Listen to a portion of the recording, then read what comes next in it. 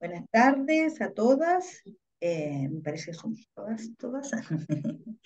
Eh, Vamos a comenzar el taller, el segundo taller de educación parvularia desde la perspectiva de género, herramientas para trabajar la perspectiva de género desde educación parvularia. Nos acompaña hoy día May Pinto, ella es de Educafem, es educadora también, se va a presentar. Ella hizo también el taller el martes pasado y esperamos sea una provechosa jornada para todas y todos. ¿Vale? Amé, ya tienes, puedes compartir, así que. Súper, ya. ¿Cómo están? Mucho gusto. Bienvenidas todas al taller, al segundo taller de prácticas pedagógicas en educación parvularia. Que por ahí leía que hay varias que ya participaron en el primer taller y bueno, qué bueno. Y para las que no, que se sumen hoy día, igual vamos a hacer una breve contextualización de lo que abordamos la semana pasada y a partir de eso vamos a trabajar lo que viene esta semana y les invito también a continuar la próxima porque esta va a ser una secuencia de tres talleres donde vamos a abordar distintos temas relacionados a la perspectiva de género. ¿Ya?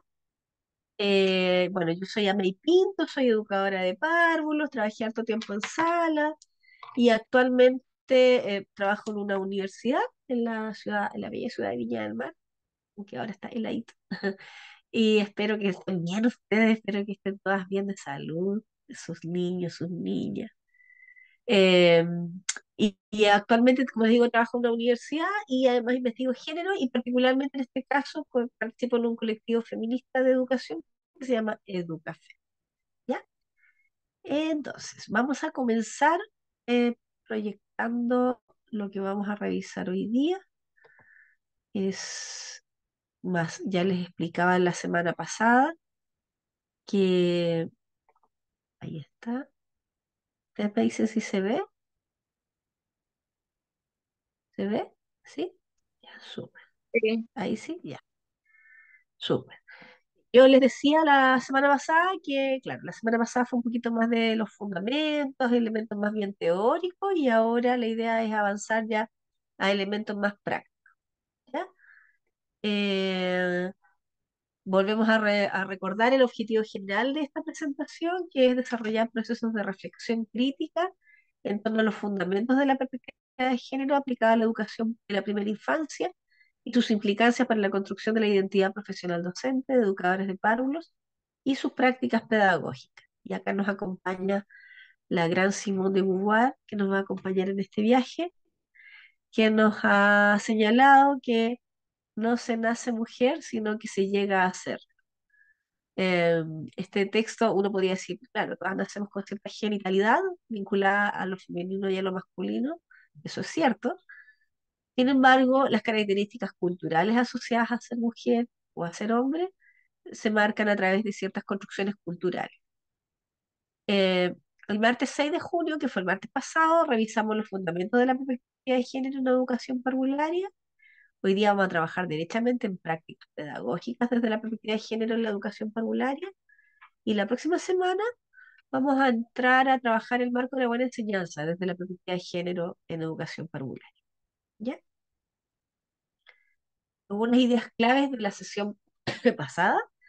Bueno, lo que vimos primero fue que el género era una construcción cultural, que no era una construcción natural, porque efectivamente nacemos con cierta genitalidad femenino-masculina.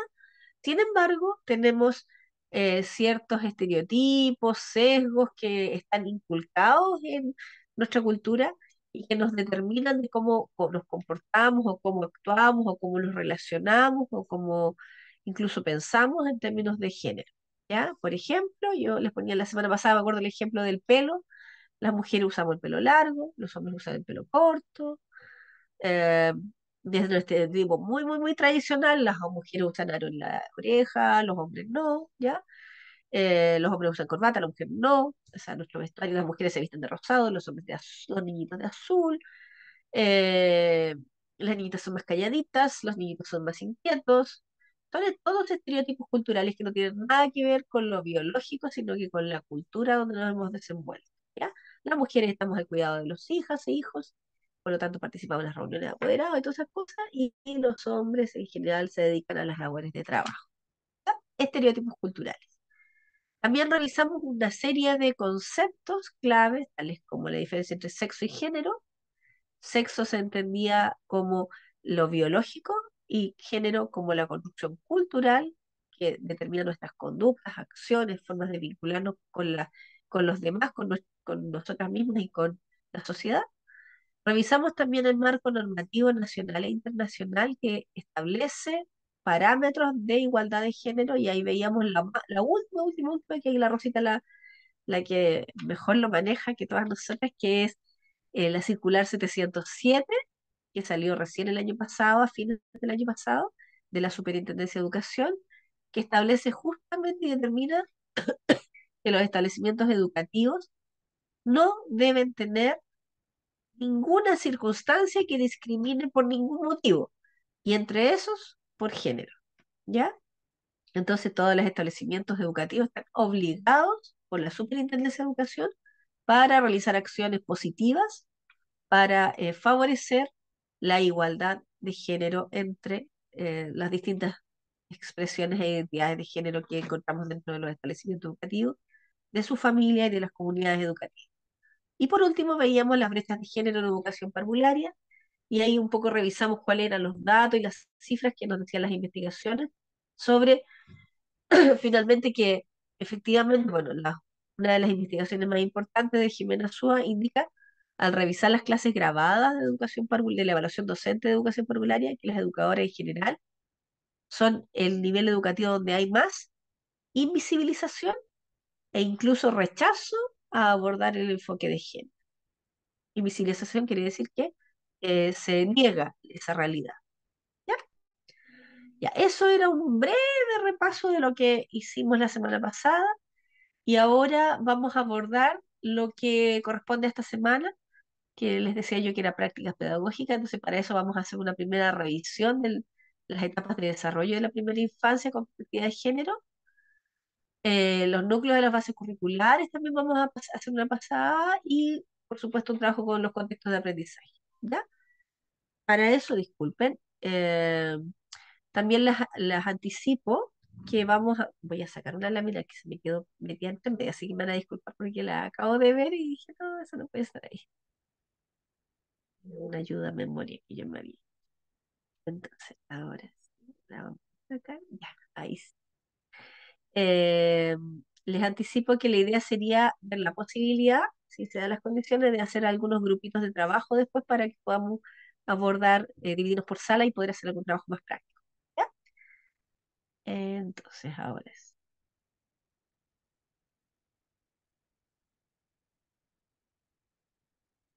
Entonces, partimos, les decía yo, con el módulo etapas de desarrollo y perspectiva de género. ¿Ya? Bueno, recordarnos, nosotras somos todas educadoras de párvulo, entonces trabajamos con niñas y niños entre los 0 y 6 años, ¿ya? Entonces hay que hacer un refresco de cuáles son las etapas de desarrollo, acorde a lo que nos señala Piaget, y ustedes así, ¿qué tiene que ver Piaget con la perspectiva de género?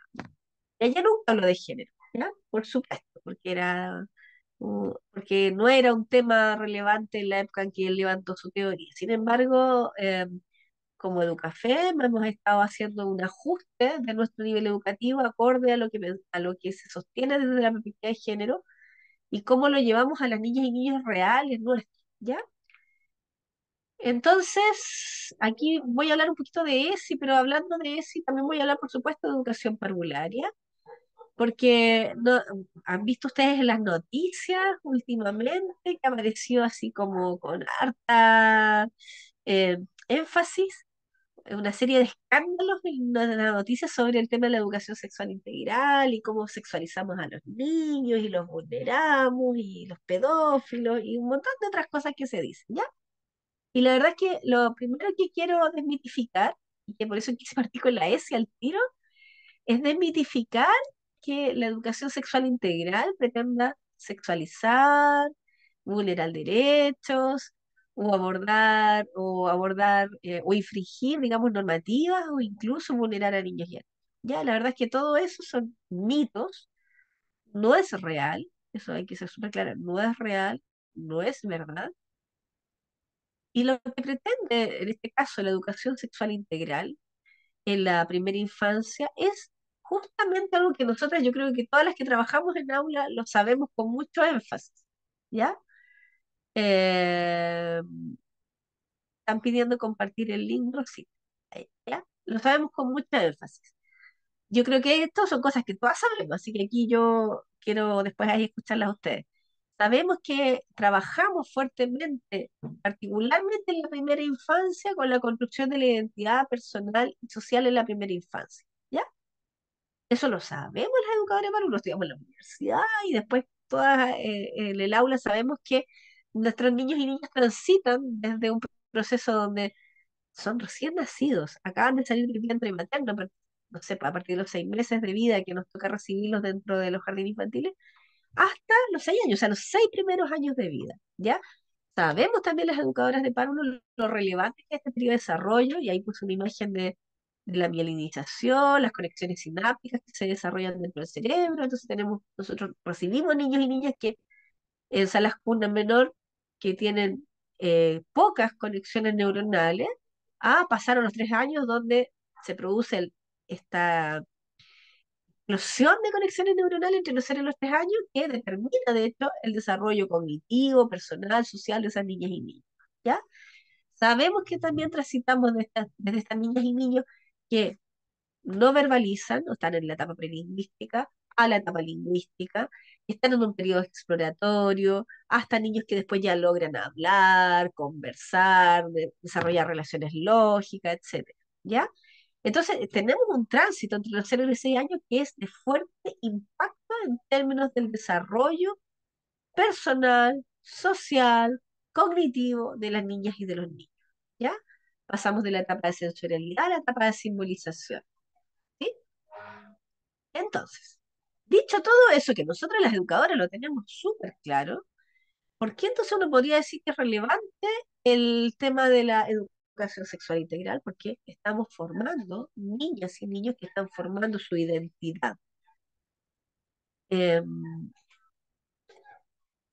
la primera etapa, ¿ya? Solo para recordar, las etapas del desarrollo que nos conciernen a nosotras como educadoras de párvulos son la etapa sensorio-motriz, aproximadamente entre los 0 y 2 años de vida, según lo que decía Piaget. Y luego en la etapa preoperacional, que es aproximadamente entre los 2 años y los 7 años de vida, es decir, cuando ya pasan al periodo, a primero base. Entonces, nosotros nos tocan dos grandes etapas de desarrollo: sensorio-motriz 0 a 2 años, preoperacional 2 a 6. Ustedes dirán, ¿qué tiene que ver esto con la educación sexual integral? Bueno, tiene todo que ver, ya lo vamos a ver, y con la perspectiva de género. Lo primero, respecto a la etapa sensorio-motriz, para esas que tienen en sus jardines a las cunas, ¿sí? Medio menor también, es que tiene ciertas características. Están en la etapa prelingüística o preverbal, es decir, los niños se comunican, pero no se comunican verbalmente. Sus experiencias son experiencias sensoriales, son actividades motoras, ¿sí? Están, entonces son exploratorios, manipulativos, les gusta echárselo todo a la boca, ¿cierto? Les gusta, por supuesto, en términos de movimiento, sus movimientos pasan de los movimientos reflejos de la ley, yo no sé si se acuerdan de eso, la ley cefalocaudal a la próxima distal en términos de movimiento, entonces parten moviendo su cuerpo desorganizadamente y luego progresivamente en movimientos globales a movimientos segmentarios de su cuerpo, todo eso en un periodo de 2 años de vida, de los 2 primeros años de vida. Exploran todo a través de la manipulación y exploración sensorial, por lo tanto lo huelen, lo miran, pero lo echan a la boca también. Eh, Están desarrollando la permanencia de objeto, el egocentrismo, son niños muy centrados en sí mismos, por supuesto, porque eso es lo primero que necesitan, la noción de su propio cuerpo, que es lo propio de los 0 a los 2 años. Las reacciones circulares primarias, secundarias y terciarias, todos estos Piaget, es decir, cómo ellos experimentan primero con su propio cuerpo y se sientan los pies a la boca y se chupan los pies, se chupan las manitos, ¿cierto? Y luego empiezan a vincularse con los otros y otros, primero con esa figura de cuidado que es la madre generalmente, y luego progresivamente con otras personas para después vincularse con los objetos y con su entorno. ¿Sí? También experimentan, bueno, eso, ¿ya? Entonces, ¿qué tiene que ver el periodo sensorio motriz con la perspectiva de género? A ver si a alguien se le ocurre, a ver si me gustaría escucharlo. ¿Qué tiene que ver la perspectiva de género con el periodo sensorio motriz?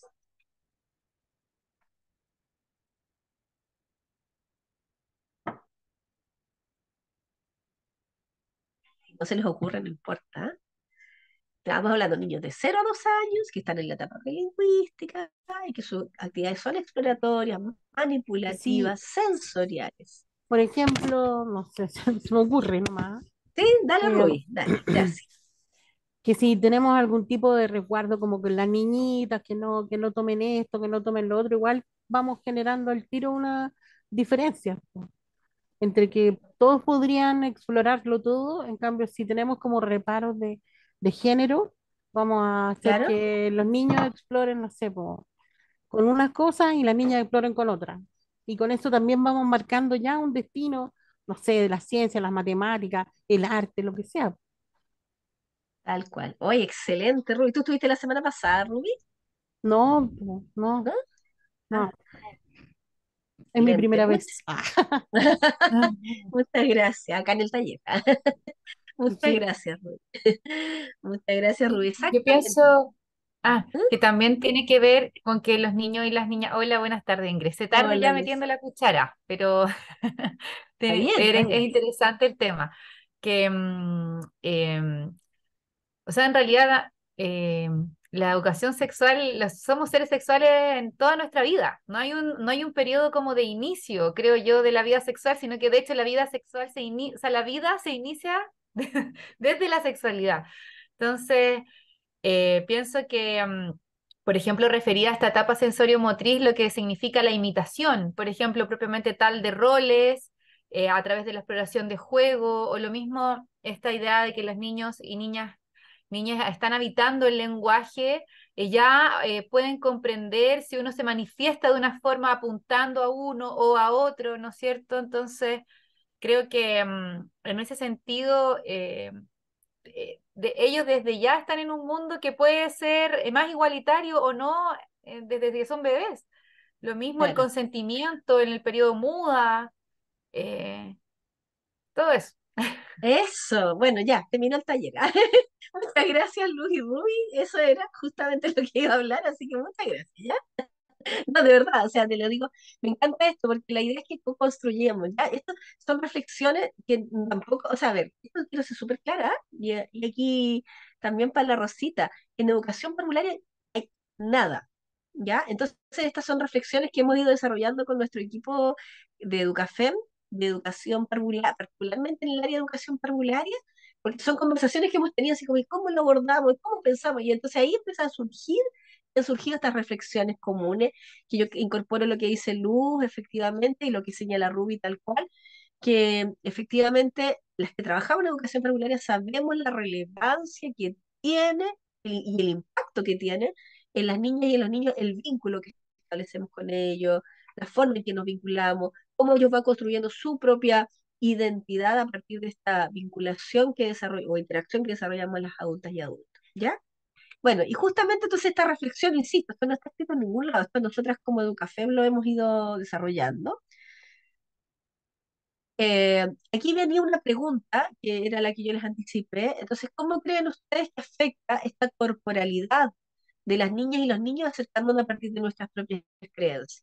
Porque efectivamente las niñas y niños pequeños, de 0 a 2 años, son bebés, o sea, yo lo tomo, un bebé no puede desplazarse por sí solo, sabemos eso, ¿cierto? No puede sobrevivir.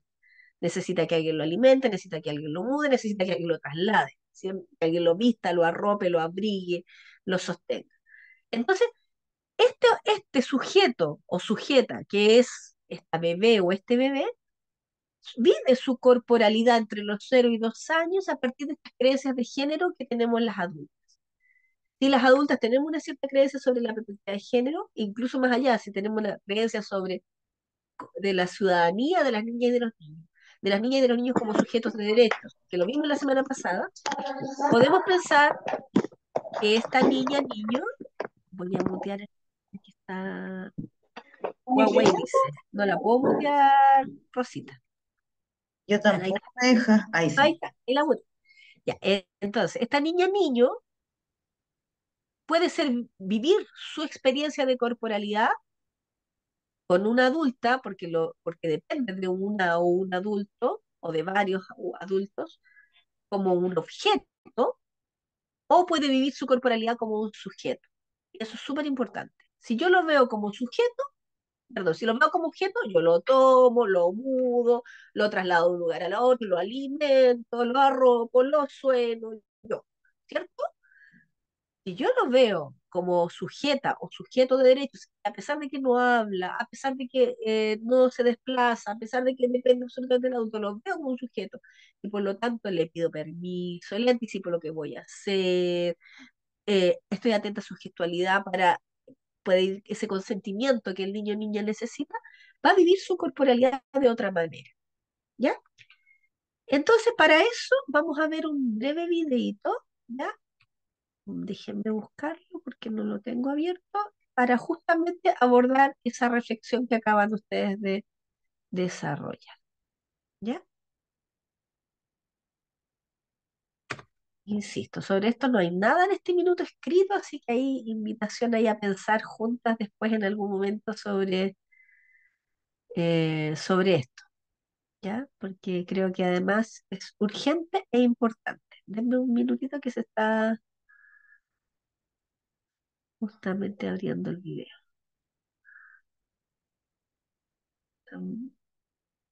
Ay, que se me está descargando por eso.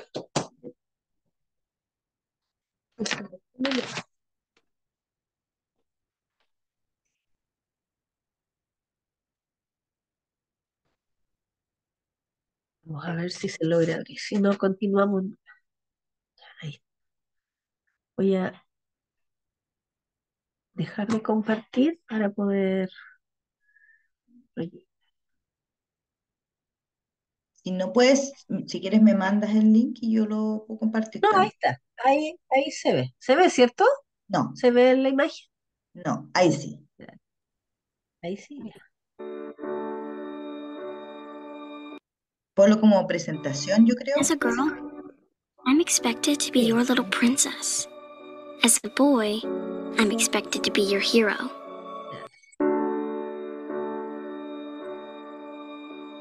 As a girl, I'm expected to be your little princess. As a boy, I'm expected to be your hero. Voy a volver a presentarlo para que lean abajo. As a girl, I'm expected to be your little princess. As a boy, I'm expected to be your hero. I'm supposed to play with dolls and look pretty. I'm supposed to play sports and act tough. Crying makes people think I'm hormonal. Crying makes people think I'm weak. If I spend more time at work than at home, I lack devotion. If I spend more time at home than at work, I lack devotion. People will question my sexuality if I choose to join the army. People will question my sexuality if I choose to be a nurse. I'm expected to define myself as a boy or as a girl. The good news is that we have a uniting movement. It is called He for She. I am inviting you to step forward, to be seen, and to ask yourself, if not me, who? If not now, when?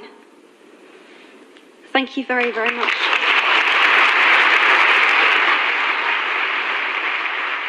Era cortito, pero era la primera parte, era la más relevante, porque justamente lo que aborda en este video es las expectativas que las adultas y adultos hemos desarrollado en relación con esta niña, niño cuando nace, ¿ya? Este niño, niña cuando nace, no solamente nace él, nace en un ambiente, en un espacio, en una familia, en un contexto de una comunidad que lo espera, ¿ya? Y ese contexto de comunidad determina la conciencia sobre el propio cuerpo, el nivel de autonomía que va a desarrollar el niño o niña, la identidad que va a tener, los procesos de pensamiento, la resolución de problemas, la capacidad de ese niño o niña vincularse con el espacio y potenciar su expresión. De hecho, si pensamos, ustedes pueden decir el espacio, ¿qué tiene que ver el espacio? Bueno, el espacio sí, porque efectivamente, mientras más ropa, por ejemplo, no sé, apretada, o lo vestimos más como adulto que como niño, no le damos posibilidades de desplazarse, no le damos posibilidades de movimiento, ese niño o niña va a forjar su identidad y va a forjar su corporalidad acorde a esto, ¿ya? Bueno, entonces, siguiendo con esta misma línea de trabajo, tenemos, desde, me imagino que quizás lo conocen, nosotros aquí seguimos a una teórica del desarrollo de la corporalidad, que es la Amy Pickler, ¿ya? Del modelo Pickler-Loxi, que justamente nos habla de la posibilidad, desde la perspectiva de la mirada pickleriana, de abordar el cuerpo de las infancias como sujetos de derecho. Es decir, y aquí lo hice con mucha claridad la Amy Pickler, brindar espacio, disculpen, brindar espacios para poner en juego la competencia y autonomía de los niños, para justamente a pensar en niñas y niños que van a ser absolutamente activos y competentes en el mundo. Darle la posibilidad de conocer y explorar el mundo a través del juego. Accionar por sí solos, no necesariamente con el adulto, entonces ponerlos en el suelito, por ejemplo, a estos niños, darle la posibilidad de desplazarse, de vincularse con los objetos a su propio ritmo, con iniciativa y con acción, abiertos al mundo y con la posibilidad desde el nacimiento de expresar de diferentes formas sus necesidades como seres comunicativos. Esa posibilidad, que es una posibilidad que yo diría que es más, a ver, esta posibilidad de desplazamiento, de movimiento, de acción, de autonomía, de comunicación, que es la construcción de su propia identidad y de su propia personalidad, es una mirada que se ha instalado hace pocos años, yo diría. Yo me toca visitar por temas laborales bastantes salas cunas y todavía veo pocas, pero todavía veo salas cunas donde, por ejemplo, tienen a los bebés sentados en las sillitas nido y todos los niñitos sentados en la silla de nido sin posibilidad de desplazarse en el espacio, ¿ya? Eh, si van teniendo consultas, me van diciendo nomás, ¿ya? Bueno, entonces, lo que aquí nos dice otra gran teórica de la psicomotricidad es que las niñas y niños son sujetos de acción y no de reacción. Entonces, vienen aquí algunas preguntas. ¿Cómo disponemos el mundo? ¿Cómo disponemos el mundo de las infancias, de la primera infancia particularmente? ¿Cómo disponemos su entorno? ¿Les damos posibilidades de movimiento? ¿Les damos posibilidades de tener objetos en su entorno que les permitan desplazarse? ¿Cómo nos comunicamos? ¿Les damos el tiempo de mirarnos, respondernos o solo nosotras hablamos? ¿Qué respuesta les damos? ¿Les damos una respuesta y sí, ya, deja de llorar, ya, ya, tranquilito o tranquilita? ¿O atendemos a sus necesidades? ¿Cómo los y las miramos? Los miramos pausadamente, nos comunicamos, nos conectamos, aunque no nos hablen. Nos comunicamos con ellas y ellos, estamos disponiendo las condiciones para que niños y niñas asuman una actitud autónoma a partir de su corporalidad. Son algunas preguntas que surgen para que en el fondo ustedes ya desde las que particularmente estén trabajando en salas cunas empiezan a mirar cómo desarrolla la corporalidad de estas primeras infancias. Y después más adelante vamos a ver por qué esto es tan relevante además. ¿Ya? Bueno, y pasamos entonces a la segunda etapa, a la etapa preoperacional. ¿Ya? Y la etapa preoperacional es aquella que se desarrolla entre, particularmente aproximadamente entre los 2 y 6 7 años de vida, es decir, desde medio menor hasta transición 2, o sea, hasta kinder, y tiene características bien particulares que son súper distintivas. La función simbólica, el egocentrismo, la imitación diferida, el juego simbólico, imágenes mentales y el lenguaje, ¿ya? Voy a pasar rápidamente esta parte porque quiero que hagamos un juego para entender esta etapa preoperacional, ¿ya? La etapa preoperacional se caracteriza por el desarrollo de la función simbólica, ¿ya? Y entonces aquí voy a invitarlas, quiero verlas a todas, que tomen un papel y un lápiz y escuchen las instrucciones. ¿ya? Cualquier papelito, puede ser un boleto de micro, da lo mismo, ¿ya? No importa, eh, ya, la Rosita también, ¿ya? Tiene que hacer el mismo ejercicio. ¿Ya? Ojalá que logren prender sus cámaras, sería ideal, porque la idea es que nos muestren, que compartamos ahí viéndonos lo que vamos a hacer, ¿ya? Aquí no hay ninguna Picasso, nada, no vamos a pedir nada, ni de dibujo de figura con detalles, muertas, nada de eso. Solamente un papel y un lápiz. Ya, y no puedo comenzar hasta que todas me digan que están, si quieren escribir por el chat, que están listas con su papel y su lápiz, porque este ejercicio dura 30 segundos. ¿Ya? Estamos hablando de función simbólica. Ustedes me dicen aquí, yo estoy atenta. Ok, la Ángela, muchas gracias, Nicole. ¿Alguien más? Sonia, muchas gracias. La Rosita está lista. Luz, ¿estás lista? ¿Sí? Puede ser cualquier lápiz, puede ser un plumoncito, da lo mismo. Si es para ustedes, ya. Muchas gracias. Ya. Todas atentas entonces. Gabriela, muchas gracias. La Jenny, muchas gracias también. Ya. ¿Estamos? Entonces, el ejercicio dice lo siguiente. Tienen que hacerlo apenas yo lo diga, lo hacen, no lo piensen. Yo lo digo, le doy la instrucción de la siguiente lámina y ustedes lo hacen.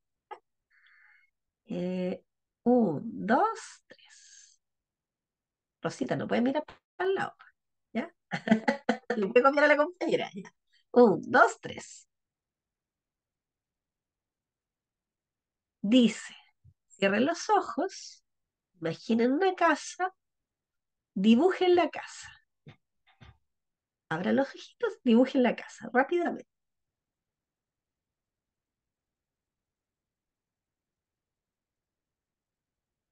Voy a tomar el tiempo, porque esto tiene que durar muy poquito.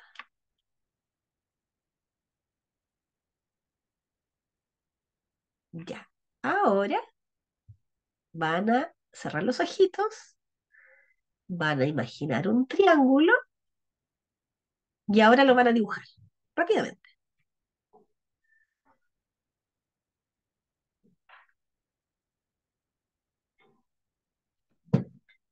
¿Listo? A ver, yo voy a mostrar algo y ustedes me van a decir si coincide o no coincide con lo que yo les dije. Un, dos y tres.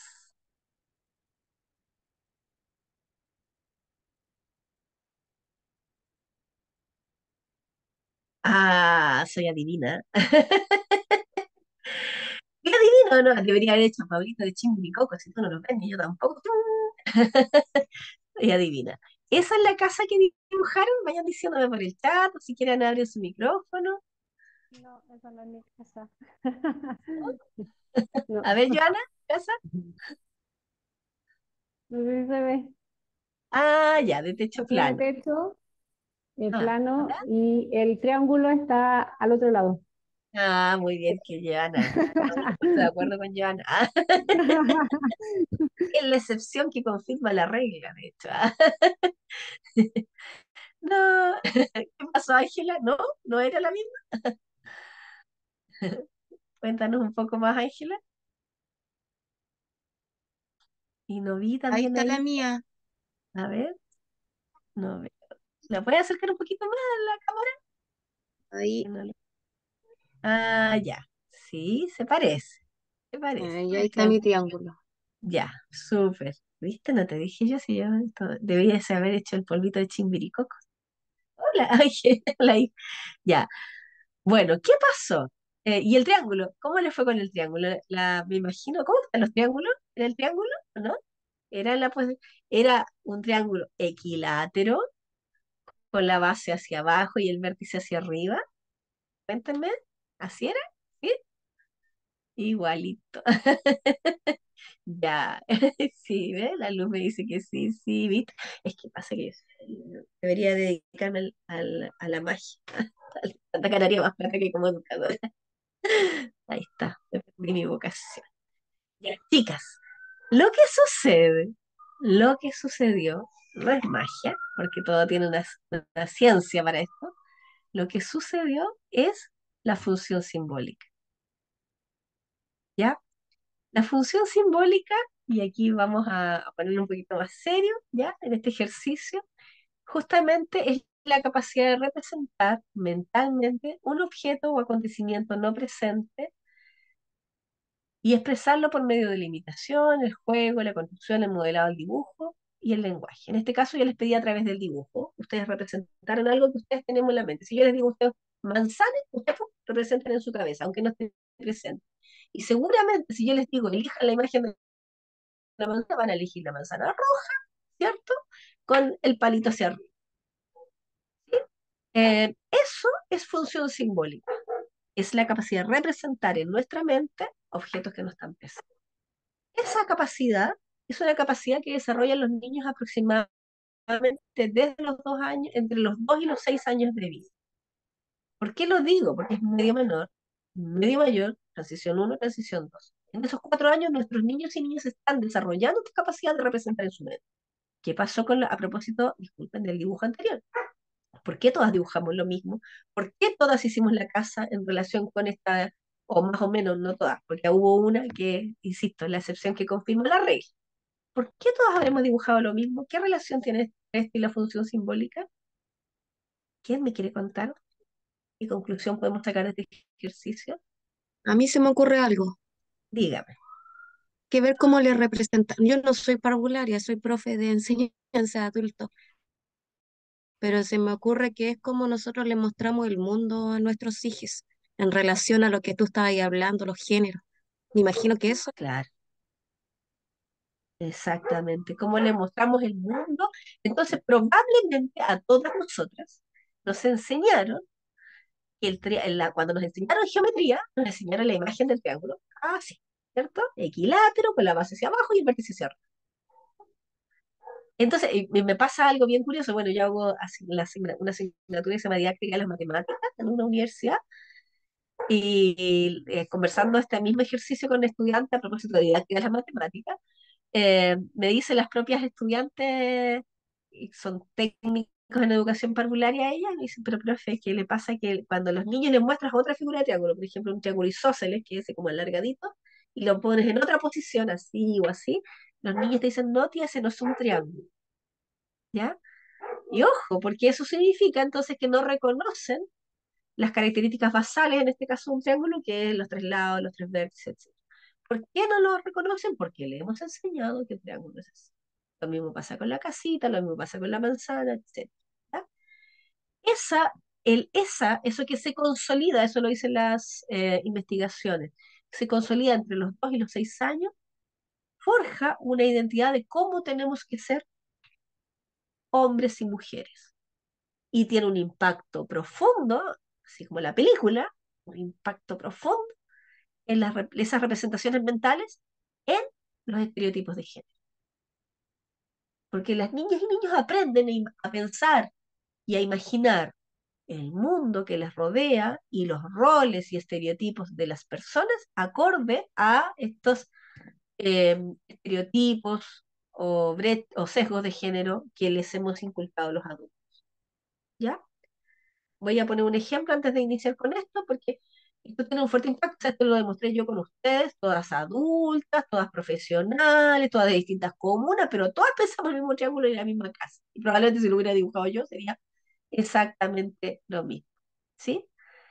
Eh, Cuando vamos al supermercado, no sé si se han fijado, pero uno va al supermercado a la sección juguetes, por ejemplo, y está la sección rosadita en un lado de niñitas, y está el supermercado, y la sección azul de juguetes de niñitos. Y están todas las Barbie, no te acuerdas cuál las Barbie ya, pero las Barbie, las casitas, las muñequitas, no sé qué, y los peluches, y al otro lado, al frente generalmente, o en la línea siguiente del supermercado, está todo lo que es azul, y todos los monos así de acción, los Legos, etc. Eso que es cultura, determina las representaciones mentales que las infancias van a establecer sobre el juego y sobre su rol en relación con el mundo. ¿Ya? Lo dice, influye y modifica el desarrollo de los distintos ámbitos. Entonces ustedes van a decir, bueno, ¿qué tiene que ver esto con los niños y las niñas que nosotros llevamos?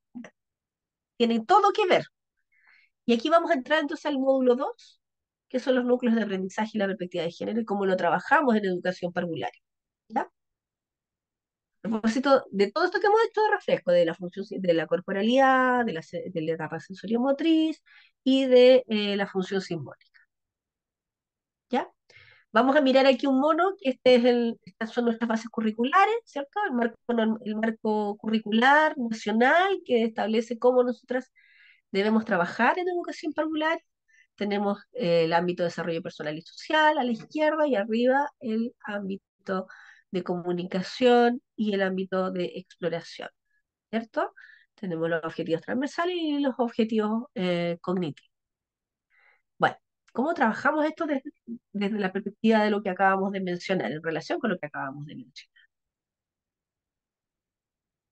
Respecto del ámbito de formación personal y social, que es el ámbito transversal, lo que nos dice es que es el conjunto de aprendizaje que niñas y niños requieren desarrollar para enfrentar sus interacciones desde la confianza, la seguridad, la valoración positiva de los demás y así disfrutar de su presente. Fíjense lo que dice, o sea, conjuntos de aprendizaje que los niños desarrollan la confianza, la seguridad, la valoración positiva de sí mismos. ¿Cómo valoro a los demás si me están enseñando consejos de género? ¿Cómo valoro a mí misma si a mí me están enseñando que yo tengo que estar sentadita con las piernas juntitas y no puedo hablar? ¿Sí? Bueno, ¿qué nos dice entonces? Y también respecto de corporalidad, los procesos de toma de conciencia de la corporalidad no ocurren en el vacío social. Es que el niño aprenda a mover su cuerpo aislado del resto de lo que sucede en el mundo. Las niñas y niños aprenden a mover su cuerpo acorde a lo que sucede a su alrededor. Aquí, bueno, hay algunos errores, pido disculpas. La representación significa que las personas tienen, la representación o significación que las personas tienen de su propio cuerpo y de los otros, está determinada en gran medida por el contexto sociocultural donde circulan sentidos diversos en torno al cuerpo. Y aquí, a propósito, volviendo al tema de la ESI, si las niñas ven publicidad de la Barbie, y la Barbie flaquita, rubia, de pelo largo, y se miran a sí mismas. Yo me podría mirar a mí misma. Yo no soy rubia, no soy flaca, ¿ya? No tengo el pelo largo. Entonces yo podría decir, mi cuerpo no, no es coherente con este estereotipo de cuerpo de lo que se espera de una mujer, ¿sí? Que yo soy fea, que yo, ¿ya? Que mi cuerpo no me gusta. Y lo mismo pasa, y ojo, también pasa con el caso de los varones, ¿ya? Yo aquí quiero ser súper clara que esto también no es, y siempre lo he dicho, no es contra los varones, todo lo contrario. Si vemos una figura de acción, son delgados, son musculosos, son altos, ¿ya? Y no vemos figuras de acción que no tengan esto que llamamos como eh, domesticar los cuerpos, ¿ya? O sea, los cuerpos son representaciones también, ¿ya?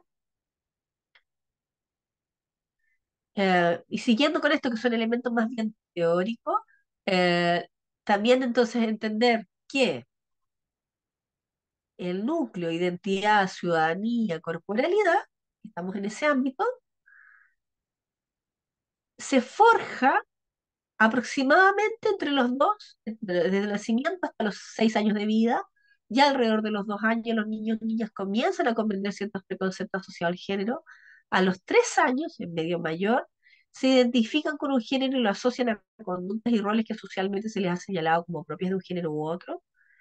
En prekinder, en kinder, los niños y niñas ya han asentado estereotipos de género, o sea, ya han consolidado estereotipos de género en función de lo que su contexto les transmitió, van apropiando de discursos culturales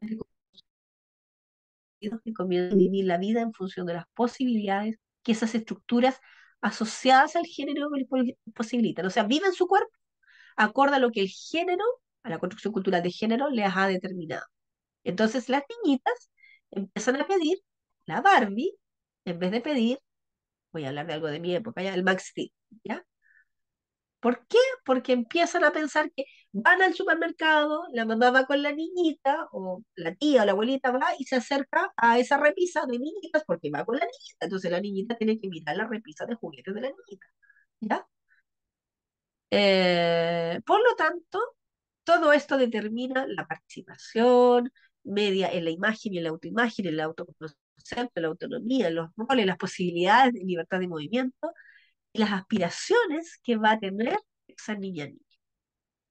Eso en términos de desarrollo personal y social. Pero más aún, en los núcleos que están aquí arriba, lenguaje verbal, lenguajes artísticos, exploración del entorno natural, comprensión del entorno sociocultural, pensamiento matemático, que son propios del proceso de simbolización, pasa algo más. Y ahí quiero mostrar esta imagen. ¿Ya? Eh, Esta imagen es una imagen como bien, yo siempre la pongo en los talleres, porque al principio, alguna de ustedes por ahí habló del consentimiento, ¿ya?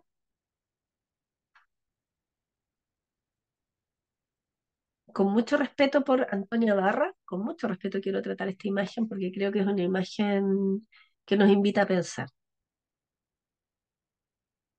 Cuando, me imagino que todas conocen el cuento de la Bella Durmiente, un cuento infantil que tradicionalmente se relata en los jardines infantiles o en las casas, o que si es relatado en la casa, no es abordado en el jardín infantil desde una perspectiva de pensamiento crítico, entonces no le importa a la niñita, le gusta la Bella Durmiente.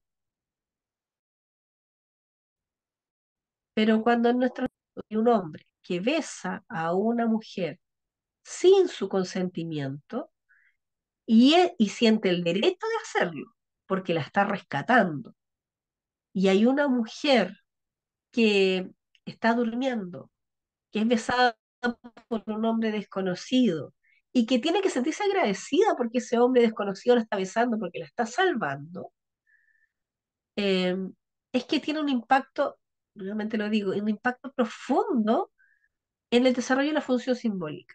En esta representación mental que ya mostramos en la imagen del triángulo y la casita, de cómo yo entonces represento la relación con los hombres.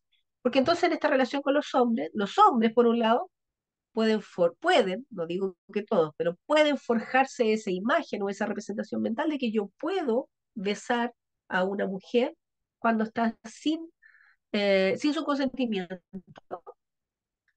Cuando está, por ejemplo, ya vamos a hablar gente adolescente o joven, por ejemplo, cuando está una mujer ha tomado un poco más de la cuenta, cuando está durmiendo o por la razón que sea, y una mujer a la vez, una joven, puede sentirse culpable de decir por qué, si hubo un hombre que me besó, me acosó, me abusó, ay, ¿cuál es la palabra, Rosita? O sea, no estaba despierta, eso quiere Consentimiento, decir, claro, consentimiento. sin mi consentimiento. Muchas gracias, Rosita. Sin mi consentimiento, me tengo que sentir culpable, me tengo que sentir culpable.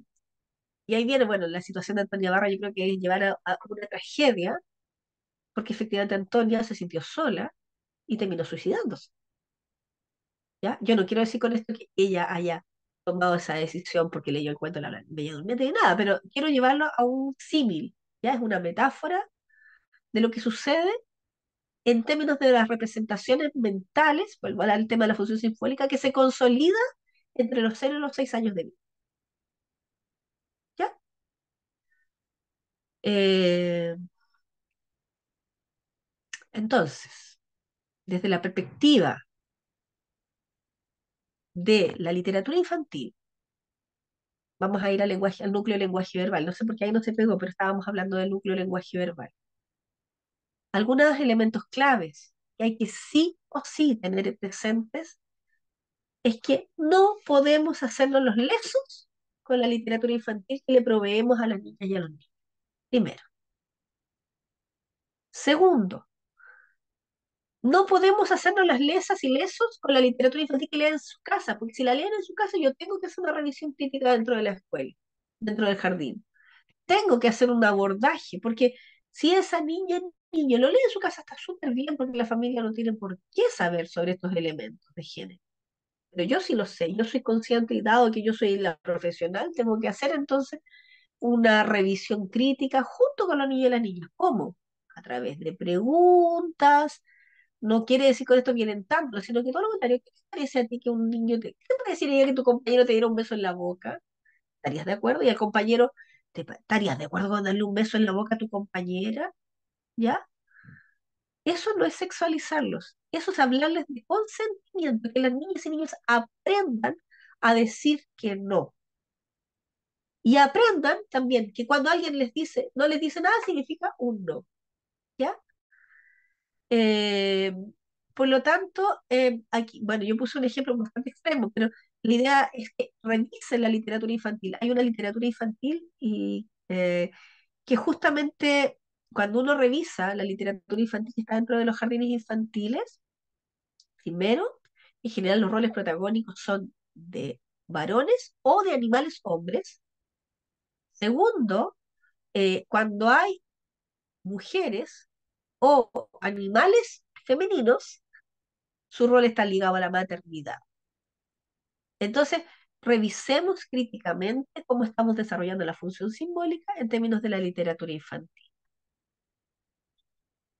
Voy a hacer aquí una pausa para escucharlas, para saber cómo van, si tienen algún comentario de lo que les he dicho ahora, si alguien no está de acuerdo.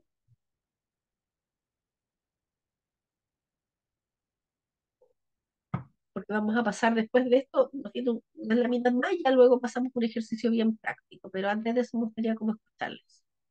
Hoy yo creo que estoy súper agradecida de la instancia de abrirla porque Em, creo que muchas veces una se siente sola, un poco abordando estos temas como educadora de párvulo, yo también, y feminista, es como una trinchera que uno puede sentir de manera aislada, así que me da mucho gusto, voy a escribirle, profesora, desde acá de La Serena, y claramente también soy mamá, crío a mi hija que tiene 7 años, entonces tengo súper vigente como la noción de los estereotipos y tratar de llevar una crianza que no promueva estereotipos y también el fuerte impacto que genera el mundo social, como las imágenes, la cultura, lo que dices de lo cotidiano, ir al supermercado, que tengan acceso a ver Disney. Pero creo que ahí también es súper importante ese espacio de reflexión crítica. O sea, por ejemplo, ahora hace poco incluso yo le compré solo como comentario, a mi hija un libro de mitología de mujeres, salía. ¿Ya? Y ella estaba muy interesada en el tema mitológico, leyenda, habíamos estado indagando y esa era mitología con figuras femeninas, no de mujeres. Y yo le dije, bueno, te lo voy a comprar porque estás tan interesada en todo el tema. Y resulta que para abajo, para ponderar como una evaluación, por así decirlo, de las diosas o figuras femeninas mitológicas, le ponen indicadores, fortaleza, bondad y le ponen belleza. Entonces, yo con mi hija estábamos interesadas en leer, oye, qué interesante, Afrodita, Venus, qué sé yo, de dónde viene. Y yo le dije, estos no son de acá de Latinoamérica, son de otro continente, pero son súper interesantes igual, investiguémoslo y qué sé yo. Y de pronto veo eso, entonces digo, hay una perspectiva igual al final que termina siendo patriarcal en esos ejemplos. Entonces yo le digo, ¿y por qué? Y ella me dice, mira, mamá, voy a buscar todas las que tienen 100% belleza. Y yo le digo, ¿por qué? ¿Y por qué hay que categorizar a las diosas por su belleza? Entonces ahí empezamos a dialogarlo. Y ella sí me dice en realidad, ¿y quién dice que una es bonita y la otra es fea? ¿O quién dice eso? Ya lo empezamos a dialogar. Y bueno, y ella hace poco llegó su papá y ella le estaba compartiendo, este es mi libro nuevo y todo, y le dice, pero están, y le repite lo mismo, están las diosas acá por belleza, pero yo no entiendo qué tiene que ver la belleza con las diosas, le dice.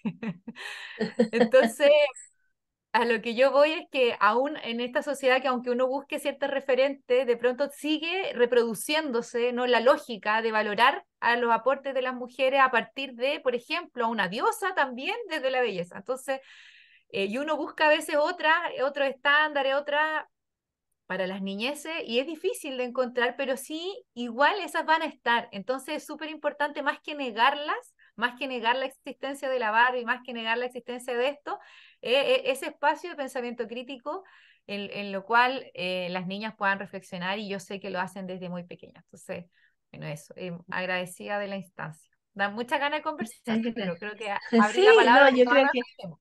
sí. Solo decir algo, y voy a quedarme con algo que no lo dije, y creo que es súper importante, y Luz, tú lo mencionaste ya, pero quiero decirlo explícitamente. Y esto se lo escuchaba a una gran escritora de cuentos infantil, de cuentos en realidad para adolescentes, que yo la sigo, que es Valenzuela es el apellido, ya me acordaré el nombre, que ella reversiona cuentos infantiles para adolescentes y tiene un cuento que se llama muy bello que se llama Las Durmientes, ¿ya? En alguna ocasión le escuché a ella que uno como adulta no tiene que censurar los cuentos, ¿ya? Hay que censurar, todo lo contrario. O sea, aquí yo no estoy hablando de censurar La Bella Durmiente, porque igual la van a leer en la casa, ¿ya? Es todo lo contrario, porque si yo la censuro en el jardín o en el colegio, estoy invisibilizando el problema, y el problema va a seguir subyacente por debajo, ¿ya? Entonces aquí es todo lo contrario. Leamos el cuento de La Bella Durmiente en la escuela, en el jardín, y justamente abordémoslo desde una perspectiva crítica, con preguntas que problematicen a la niña y a los niños. Voy a leer también aquí, y ahí te doy al tiro la palabra, Rosita. Dice Carol, me parece muy interesante y acertada, una realidad que muchas veces no se ve, y cuando uno lo toca siente enseguida el rechazo de algunas personas y nos tratan como perversos, y casi que estamos corrompiendo a las niñas y a los niños. Bueno, lo que nos dice la cifra respecto de la educación sexual integral, Carol, es que lo que se aborda justamente con esto es abordar el consentimiento para prevenir, precaver los casos de abuso y acoso sexual a los niños y a los niños. Porque yo le enseño que su cuerpo nadie se lo puede tocar. Y entonces esa niña, niño, que por distintas circunstancias puede estar siendo abusado o acosado por ese tío, padrastro, pues sabemos las situaciones de acoso se producen en el hogar, va a decir, entonces ya no me pueden empezar cuando yo no quiero, no, pues, ¿ya? Y lo enseñamos entonces a defenderse de eso y a identificar que eso es una acción que no corresponde, ¿ya? Incluso para los niños, ojo, no solamente para las niñas. Rosita, Rosita, ¿te escuchamos? Sí, comentar además, que comenté media ronca, y si uno se va a o sea, yo hice mi especialización en historia, entonces, como que el tema de los mitos es un tema que me pega directamente, además me especialicé en historia. Entonces, si uno analiza como toda la construcción de los mitos, además, sobre todo los mitos occidentales, pero además los mitos judeocristianos y los previos, desde Grecia en adelante, greco-romano, Roma un poco menos, pero desde Grecia en adelante, siempre la mujer es este ser perverso además, o sea, la Pandora, por ejemplo, la caja Pandora, era esta diosa que contenía la caja de todos los males del mundo. O sea, es esa concepción de hecho, los griegos los caracterizaban así, que era como eh, algo que salía defectuoso, era la mujer. Entonces, desde ahí se construye, y eso en los mitos católicos igual, la mujer está la que seduce, ¿cierto? Con esta manzana, es como esta concepción del hombre, como esta construcción de género del hombre que va como por el camino correcto y la mujer siempre como que lo desvía, porque es un ser defectuoso y de ahí vienen un montón de mitos. Entonces, también si uno se mete en la construcción de los mitos, es súper interesante como ir a esas raíces de creencias más profundas, porque además son cosas mucho más complejas de ver, como a nivel de esquema psicosocial. Eso por un lado. Y eso arma toda nuestra configuración también. Y desde ahí además vienen una serie de otros elementos, o sea, esa creencia, por ejemplo, de la menstruación como algo sucio, viene del año cero, literal, año cero. O sea, en Inglaterra, año cero, se creía que cuando una mujer que andaba con regla pisaba un campo, ese campo no volvía a crecer fértil nunca más. Entonces, desde ahí viene esta construcción de que la mujer es histérica, húmeda, ¿cierto? Que tiene ahí un útero errante, entonces por eso es así, media inestable. eh, entonces, nada, es como también ir construyendo ahí, o sea, el androcentrismo está metido en nuestro espacio de representación muy fuertemente, y es súper difícil verlo. Entonces, también eso es importante ponerlo hacerlo dentro de los espacios escolares, sobre todo en los cruces disciplinarios que uno puede hacer, cómo se concibe el conocimiento a partir finalmente de la violencia de género. Eso. Sí. Muchas gracias, Rosita. Sí, bueno, este tema da, sí, pero porque cada uno de estos temas uno los abre y como, ya empezar a bucear. Pero yo quise como hacer estas zoom y miradas sobre particularmente nuestro nivel educativo, porque efectivamente es empezar a cuestionar nuestras propias prácticas pedagógicas, ¿ya? Bueno, vamos a seguir con el otro tema que también nos va a dar para harto, pero lo vamos a tratar de pasar más rápidamente porque quiero ir al ejercicio práctico. Acá yo les dejo, por si acaso, una página recomendada. Hay más, ¿ya? Si googlean ustedes hay más. En Chile no hay, ¿ya? Ahí tenemos una pega pendiente con la Rosita de armar este material, pero donde sí hay es en España y en Argentina con cuentos infantiles con perspectiva de género, ¿ya? Que nos permiten a las niñas y a los niños problematizar esta temática de manera explícita, porque yo creo que o sea, también eso es otro elemento interesante. Esto hay que trabajarlo de manera explícita. No hay que pensar que porque no lo hago, un niño no va a ser sexista. Todo lo contrario. Mientras no lo haga, lo va a naturalizar. En cambio, si yo lo abordo, por supuesto, el niño va a ser consciente, el niño o niña va a hacer conciencia de aquello. Ya. En segundo lugar, respecto al juego, ¿ya? Colocar el chat. Ya, yo después porque no tengo la posibilidad ahora, pero lo voy a colocar, ¿ya? Del chat. Yo se lo mando a la Rosita y a ver si después la Rosita le manda este PPT y la Rosita lo comparte, ¿ya? Respecto al juego. Bueno, aquí vienen algunas imágenes también que yo quise colocar, porque quiero problematizar no solamente a las mujeres, sino que también la situación de los varones, ¿ya? Eh, ¿Por qué?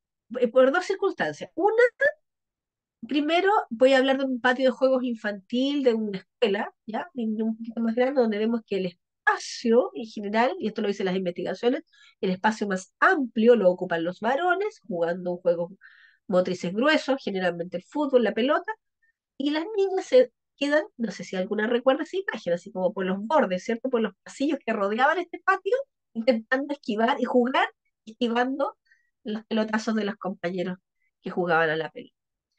Bueno, eso es una realidad, y eso es una realidad que transforma los propios cuerpos de las personas de los niños y niñas, de los sujetos, porque los niños aprenden, los varones aprenden a moverse en estos espacios más amplios, y las niñas aprenden a moverse en espacios más reducidos y a cuidarse de los hombres, ¿ya? Insisto, no lo digo yo, lo dicen las investigaciones. Pero aquí yo quise poner dos imágenes que creo que son imágenes que pudiesen intentar a problematizar, que es qué pasa con ese niño que no quiere jugar a la pelota, que quiere jugar en este espacio más reducido. ¿Cómo etiquetan, estereotipan, discriminan y excluyen a ese niño que no quiere jugar a la pelota? Y aquí voy a brevemente contar una anécdota de una investigación que se hizo en Chile, donde Pablo Rupín, que era el investigador al año 2018, contaba la anécdota de que en observaciones de juegos infantiles en educación parvularia, ojo, en transición, él veía, había una casita de juegos en el jardín y las niñitas estaban todas jugando adentro de la casita y los niños jugando afuera, otras cosas. Y un niñito, un pequeño niño, de 4 o 5 años, quiso salir, no quiso jugar a la pelota o al juego que estaban jugando los niños, los varones, y se va a la casita porque quería jugar a la casita. Y en la puerta de la casita del tamaño de los niños, ¿cierto? Se para una niña, así de brazos cruzados, y le dice, no, aquí tú no puedes entrar. Y el niño le dice, ¿por qué? Porque tú eres hombre. Y este es un juego de niñas. Entonces, con esto la invitación es a pensar cómo los estereotipos de género en la primera infancia determinan situaciones de exclusión y discriminación que reproducen lo que sucede a nivel social también, después cuando en la vida adulta. En la vida adulta sabemos entonces que por lo tanto, cuando una mujer intenta hacer una acción que es apropiada o estereotipada para un varón, o viceversa, un hombre que decida, no sé, pintarse las uñas, ¿ya? Eh, Voy a decir desde la perspectiva más tradicional, ponerse aro, cosa que ya sabemos que hace mucho rato ya que hemos estereotipado, pero cualquier acción, ponerse una falda, un hombre, no, pues eso es de mujer, ¿cómo? Eso no se hace. Entonces, eso ya sucede a nivel de educación parvularia. Y aquí creo yo, bueno, esto lo hemos conversado con una de mis áreas de especialidades del juego, ahí le invito, que después voy a hacer un webinar para la Subsecretaría de Educación Parvularia la próxima semana sobre juego, y obviamente voy a hablar de género. Eh, hemos cometido, yo creo, un error en Chile, eso quiero ser súper clara, porque hemos hablado mucho del juego libre, y que el adulto no tiene que intervenir en el juego de las niñas y de los niños, ¿ya? Y estando yo de acuerdo que el juego es libre, primero. Y segundo, estoy de acuerdo con que la adulta no debe intervenir sobre el juego de los niños. Sí creo, en tercer lugar, que debe mediar y actuar por fuera del juego para favorecer que no sucedan estas situaciones de discriminación y exclusión, ¿ya? Y eso hay que abordarlo desde la perspectiva de género. Porque si no, lo que sucede es que dado que el juego es una construcción cultural también, de desarrollo de la función simbólica, se producen situaciones de discriminación y exclusión dentro del propio juego y se reproducen situaciones de discriminación de la sociedad. ¿Ya? Sí, aquí la Carol dice, claro, la mujer tiene que sentarse en espacios más reducidos porque los hombres tienen que decir. Hay otra imagen que la quise colocar justamente que en el fondo estas situaciones que vemos acá de juego amplio, después se reproduce a nivel de la sociedad donde el hombre se siente con las piernas más abiertas, la mujer tiene que estar con las piernas juntas. ¿Ya? Eh, Entonces, algunos elementos claves que quiero que aquí quede súper claro. Hay que plantear temáticas de forma previa al juego que consideren la perspectiva de género.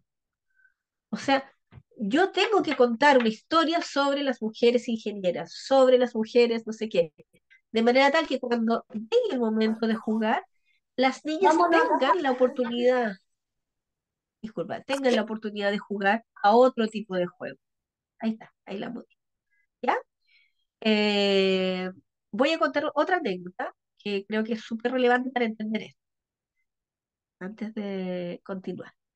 ¿A qué jugamos cuando invitamos a las niñas? Y quiero aquí escucharlas, ojalá, voy a hacer otro ejercicio, voy a hacer un juego. Ya. Eh, Rápidamente, todas en el chat, escriban. Cuando jugamos al juego de la... ¿Tienen abierto el chat? ¿Todas? Porque no le voy a decir la instrucción. No, abierto el chat. Listo, a punto de escribir. Tienen que escribir una palabra. ¿Ya? Cuando jugamos al juego de la medicina, del consultorio, ¿cómo se llama ese juego? Escríbalo en el chat. Ya, la Rosita también. Invitamos a los niños a jugar a la medicina, al consultorio, al hospital.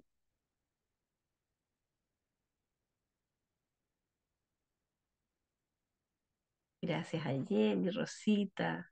La Rosita es pero la Rosita no es educadora. Es. Gracias a las que escribieron, muchas gracias. A Jenny, a Rosita, a Ruby, Paola, Ángela, Feliciano, Antonia, muchas gracias. El juego del hospital. Ah, yo jugaba a la doctora, excelente. Pero en general solemos, muchas gracias, insisto, la excepción confirma la regla, ¿ya? En general invitamos a jugar al doctor, ¿cierto? Entonces estereotipamos desde la perspectiva del género. La doctora Juguete fue una buena influencia, excelente, sí, por supuesto. Una perspectiva. Me pasó hace, justo antes de la pandemia, una estudiante de práctica profesional que yo acompañaba, sabía que yo trabajaba el tema de género, me cuenta lo siguiente anécdota. Me dice, profe, estábamos jugando el juego del doctor y había delantal de doctor y cofia de enfermera, ¿ya? Entonces el juego era, se acerca llorando, me cuenta esta anécdota, se acerca llorando la niñita y le dice, tía, no puedo seguir jugando. Y la estudiante le dice, ¿pero por qué no puedes seguir jugando? No, porque se acabaron las cofias de enfermera. Entonces mi alumna le dice, pero quedan delantales de doctor, puedes jugar eso. Y dice que la niña, cuando le dice, quedan delantales de doctor, pues bueno, abre los ojos y, oh, puedo ser doctora. Pero claro, esa niña, esa pequeña niña, esto tiene que haber sido un prekinder o kinder, jamás se había imaginado ella, representación mental, función simbólica, que ella podía ser doctora. Siempre había pensado en el doctor como el varón, ¿ya? Por eso es tan importante, fuera del juego, abrir espacios, sí, exactamente como las profesiones, ¿ya? Hablarles sobre otras circunstancias para que cuando llegue el momento de jugar, la niña piense, oh, yo puedo ser doctora, ¿ya? Como la doctora Juguete, por ejemplo, ¿ya? Excelente. Planifica propuestas de juego físico e interior en forma equilibrada, o sea, si los niños van a jugar en el patio, está bien, pero entonces ahora le toca a las niñas, ahí vamos a hacer juegos mixtos, diversas posibilidades organizativas que incluyen a niños, vamos a hacer un juego motriz grueso, pero todos juntos, ¿ya? Y en eso hay que ser súper explícita. Proponer juegos de recursos con enfoque de género, enseñarle a los niños a jugar al papá, ¿ya? Tenemos una pandemia en Chile de los papitos corazón, hubo que sacar una ley por el Ministerio de la Mujer para que los hombres le pagaran la pensión alimenticia para obligarlos a través de acciones coercitivas para que pagaran la pensión alimenticia, más allá de la cárcel. Entonces, ¿cuánto jugamos con los niños a ser papá? No a la mamá, al papá. Y vamos a tener la guagua, y cómo se muda la guagua, y le damos la comida a la guagua, y no lo dejamos voluntario. A ver, yo no quiero decir en esto obligar, pero sí mediar. Sabemos que nosotras mediamos mucho y yo creo que aquí hay que mediar niñas todo el rato para que los niños varones jueguen a ser papás. No solamente las niñas jueguen a ser mamás, ¿ya? Y por supuesto, por último, normalizar los roles sin estereotipo de género. Ya. Luz, te escuchamos. Sí. Usted solo iba a decir que me parece súper importante porque coincido en más que nada como comprender que quizá el juego, que si está en el periodo simbólico, por sobre todo también va a representar o reproducir los roles sociales que los niños y las niñas ven. Entonces, si estamos apostando por una perspectiva de género, em, claramente tenemos que darle otros referentes para que ellos reproduzcan en el juego, digamos, dinámicas distintas, porque si no, solo van a reproducir las mismas que se ven en la sociedad. Entonces, me parece claro que hay que, en ese sentido, como irrumpir, ¿no es cierto?, como la dinámica de la reproducción para que ellos tengan otros y otras referentes, referentas y otras dinámicas. También me parece súper interesante cuando los niños invitan a uno a jugar, también ocupar otros roles o te invitan a jugar y uno mismo hacer, de construir personajes, ¿no? Los imaginarios de la Claro. feminidad o que si es, por ejemplo, si es una mamá que se pueda enojar y no que siempre esté necesaria, es como solo por juego, en definitiva, como utilizar otras formas. eh, en los roles y no solamente reproducirlos, para que ellos se rían, por ejemplo, se sorprendan en esto mismo a propósito de la misma dinámica de jugar, ¿no? Entonces, que ahí da infinitas posibilidades, entonces aprovecharlas también. Eso. Súper. Muchas gracias, Luz. De hecho, me acordé hay un cuento, bueno, a propósito de una investigación que se hizo en Chile también sobre los cuentos infantiles, volviendo al tema del cuento, pero que tiene relación con esto, como le ampliamos el mundo, el cuento que había todo, la gran mayoría de los cuentos tenía personajes protagónicos de las bibliotecas de aula infantiles, tenían en general personajes protagónicos masculinos o animales masculinos, ¿ya? Y los personajes femeninos o de animales femeninos estaban vinculados a la maternidad. Pero de hecho, en esa investigación decía que casi todos el nudo, cuando aparecía un personaje principal femenino, sea un animal o un ser humano, el nudo crítico estaba puesto en mi mamá trabaja. Entonces, ese era el nudo de tensión del cuento infantil, ¿ya? Y yo digo, o sea, ¿se dan cuenta? Porque todas, bueno, aquí en este grupo, me imagino, todas trabajamos, o hemos trabajado en algún momento de nuestra vida. Entonces, yo particularmente voy a hablar, en este caso, por mí. Yo trabajo, yo soy una mujer, trabajo, bueno, mi marido también trabaja, pero sí, soy una madre que no está presente, que no tengo ese rol. No puedo, porque no puedo, porque he tomado una decisión en mi vida que es trabajar. Entonces, es muy tocarnos a nosotras mismas el poner como un nudo crítico que mi mamá trabaja, ¿ya? Bueno, eso, ya, seguimos entonces. Vamos a ver hasta dónde llegamos hoy día, porque si no alcanzamos, seguimos la próxima semana con lo que tenía pensado en la tercera parte, ¿ya? Porque tampoco quiero que así como rápido, lo avancemos, porque si no, no tiene mucho sentido y la idea es que lo van a profundizar. Bueno, y aquí les dejo una página recomendada. Esto está disponible, si usted lo googlea, Infancia, Juego y Género, herramientas para trabajo en territorio. Es un documento emanado desde el Ministerio de Educación argentino, que entrega ahí varios tips de cómo trabajar el juego con las familias, con las propias infancias, desde la perspectiva de género. ¿Ya? Bueno, sabemos ahí que Argentina nos lleva bastantes años de adelanto porque ellos tienen leyes, la ley de educación sexual integral ya la tienen, y tienen incorporada la transversalización también del enfoque de género, entonces han desarrollado material a nivel ministerial. ¿Ya? Sí. Y por último, desde la perspectiva de las matemáticas. Y aquí yo no quise poner porque hay una imagen, ¿ya? Pero en general, bueno, no sé, ¿qué les llama la atención de esta imagen? A ver si alguien me puede decir, ¿qué les llama la atención de esa imagen? Hay otras imágenes más fuertes, pero me quedé con esta.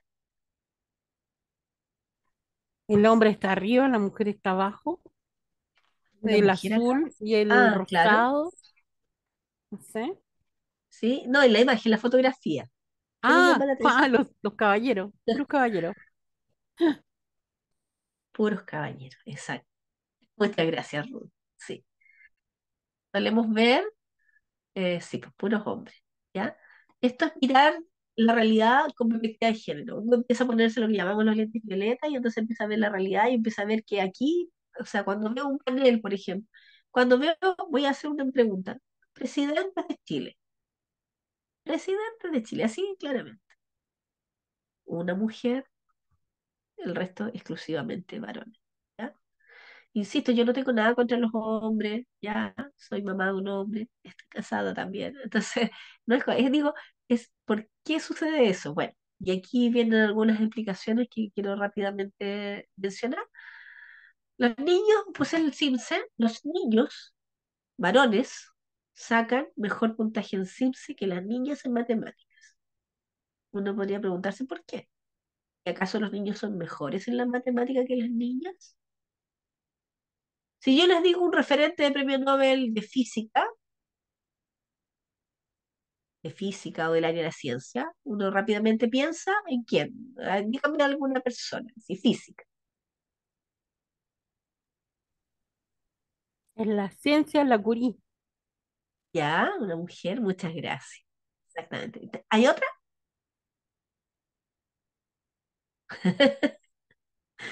No hay otra. Sí. Y como, bien, tengo una. Bien. Y como, Pero presidente Chile, además, Chile, ya, pero ¿ya? además con el apellido de él, po, porque el apellido de ella, Ah, claro, entonces también es claro. como se va tiñendo de eso. Es como lo que pasa un poco con Exactamente. Gabriela Tal cual. Mistral también. Lo que conocemos de Gabriela Mistral son solo sus poemas vinculados a la maternidad, que es también lo que hace como que a uno le encaja en el rol que le corresponde históricamente. Y la verdad es que Gabriela Mistral era, o sea, era bien rupturista para la época. O sea, pantalones, como yo no tengo tanta certeza que estuviera tan adentro del closet, para llamarlo de algún modo, porque igual ella tuvo varias parejas, se paseaba con ella por toda Europa, o sea, fumaba en público, como era bien, hizo toda la reforma educacional en México, o sea, pero todo ese como mundo más político, crítico, es totalmente visibilizado. Bien, un Exactamente. poco corto, no, era súper potente, ya me emociona. Bueno, entonces, fíjense lo que sucede. Mira, otro ejemplo. La primera vez que el hombre, y eso, eso es real, el hombre fue a la luna, porque la mujer no fue el hombre, ¿ya? Solo hombres. Cuando pensamos en ciencia, matemática, tecnología, pensamos desde la perspectiva de la imagen masculina. Hay una investigación, bueno, y les puse el CIMSE, porque efectivamente eso es real. Cuarto básico, los niños varones tienen mejores resultados que las niñas. Hay una brecha más o menos de unos 10 puntos. Los hombres sacan 10 puntos más que las niñas al cuarto básico en Chile. No podría decir por qué. ¿Es que acaso los hombres genéticamente, su cerebro está cableado para las matemáticas versus las mujeres? Las mujeres tenemos entonces mejor desarrollo del lenguaje. Bueno, lo que nos dicen las evidencias es que eso efectivamente no es así. Nuestro cerebro es igual entre hombres y mujeres, no hay diferencias, y la diferencia está situada, vuelvo a decirlo, en las interacciones, en el contexto, que culturalmente ha designado a los hombres como mejores para las matemáticas. Hay una investigadora en Chile, que es la Francisca del Río, que ha desarrollado mucha investigación sobre enseñanza de la matemática en educación parvularia desde la perspectiva de género, y lo que ella ha investigado, los resultados de sus investigaciones nos indican que las educadoras y las familias le hablan más de matemática a los niños que a las niñas. Tienen más expectativas de matemática de los niños que de las niñas. Le hacen preguntas más desafiantes a los niños que a las niñas en matemáticas, ¿ya? Y en ciencias. Se vinculan, cuando hacen preguntas sobre matemáticas, se las hacen más a los niños que a las niñas. Entonces, hay un contexto cultural que hace, que impulsa y que, vuelva al tema de la representación mental, que impulsa que los niños piensen que son mejores para la matemática. Y eso tiene un impacto en su identidad. Por eso partí diciendo hace un rato atrás cómo esto impacta la identidad que esos niños y niñas van forjando. La investigadora Francisca del Río, ¿ya? Es de la Diego Portales. Bueno, y aquí algunos elementos claves, y a propósito de lo que mencionaba la Rosita, la idea es, y a propósito también de lo que mencionaba Luz, la idea es disrumpir el género, o sea, mostrar ejemplos de otras cosas, mostrar hombres bailarines de ballet, mostrar mujeres astronautas, buscar hombres que hayan sido, se hayan dedicado a ser dueños de casa, mostrar mujeres que se hayan dedicado a la ingeniería, disrumpir el género, mostrar que el mundo es amplio y diverso y que todos podemos hacer lo que nosotros queramos. Si un hombre se quiere quedar en la casa al cuidado de sus hijos y de su señora salir a trabajar, o su pareja salir a trabajar, perfecto, no pasa nada, está todo bien. Si hay un hombre que quiere dedicarse al ballet, perfecto, está todo bien, no pasa nada, maravilloso. Si hay un hombre que quiere dedicarse a ser educador de párvulos, perfecto, maravilloso. Abrimos las posibilidades del mundo, construimos ciudadanía. Porque en la medida que hacemos, que rompemos con esto, que hay parejas diversas, muy bien, muchas gracias, también, ¿ya? Excelente, o sea, que el mundo sea amplio y diverso, porque en la medida que no abrimos eso, les vamos cerrando las posibilidades de mundo a los niños y a las niñas, ¿ya? Y ahí dejo dos ejemplos, vamos a sumar este ejemplo al cuento que nos contaba la Luz, ¿ya? La belleza. Yo no sé si lo conocen, Los cuentos de las buenas noches para las niñas rebeldes. Es un cuento es un libro muy bello que está disponible en la librería para la que lo pueda adquirir, donde son como 100 relatos para niños y niñas, sobre ejemplos de mujeres de distintas áreas del desarrollo. Ese cuento, solo como anécdota lo cuento, surge porque un grupo de personas, en Inglaterra creo que fue, empiezan a buscar ejemplos de mujeres para contárselos a las niñas. Oh, yo quiero hablarte de esta mujer astronauta. Y no había, y googleaban y no aparecía. Y no tenían nada de dónde sacar. Entonces, ay, no, quiero contarte de este niño que bailó ballet. Tampoco había. Entonces ya dicen, vamos a escribir un libro donde aparezcan mujeres que hayan hecho de todo, desde bailarina de ballet, emperatriz, boxeadora, ingeniera, astronauta, astrofísica, etc. Mostrarle a las mujeres que el mundo es amplio y diverso, ¿ya? Y la otra, Estación Magical Story, es una historia ilustrada de las mujeres, que es la historia, pero la historia desde la perspectiva femenina. Porque también nos ha contado mucho, voy a hablar de la historia de Chile solamente, de Arturo Prat, de Bernardo Higgins, de Carrera, maravilloso, no hay problema, todo bien con ello, ¿ya? Pero ¿qué pasa? O sea, el rol de la mujer de Javiera Carrera era ser hermana de José Miguel Carrera, y era solo ayudarle a él. Yo me acuerdo que siempre me contaron cuando estaba en el colegio que le ayudaba a la Javiera Carrera. Y entonces recibía a la tropa de soldados y les daba tecitos, los alimentaba, les cosía la ropa. Eso era su rol. Entonces, no, pues, las mujeres han sido protagonistas de la historia, lo que pasa es que nos han omitido de la historia. Entonces, crean esta historia, sí, claro, crean esta historia justamente para mujeres. Y yo también, bueno, aquí cuento la historia de. Y yo creo que es para el tema de los educadores de párvulo, yo creo que es súper difícil, porque me imagino un hombre que quiere estudiar educación parvularia, el nivel de carga de burla, de discriminación. Solo quiero decirles un dato a propósito de eso. En nuestra profesión, 99,1% de educadores de párvulos son mujeres. Solo 0,9% son varones. Es la profesión más feminizada, más que educación básica, más que educación media, más que educación superior. Es la profesión más feminizada. ¿Ya?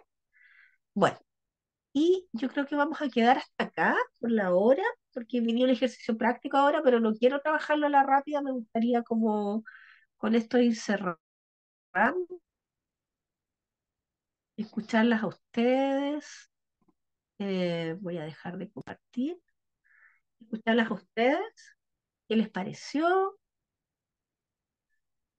sus impresiones, sus ideas, para que con esto cerremos.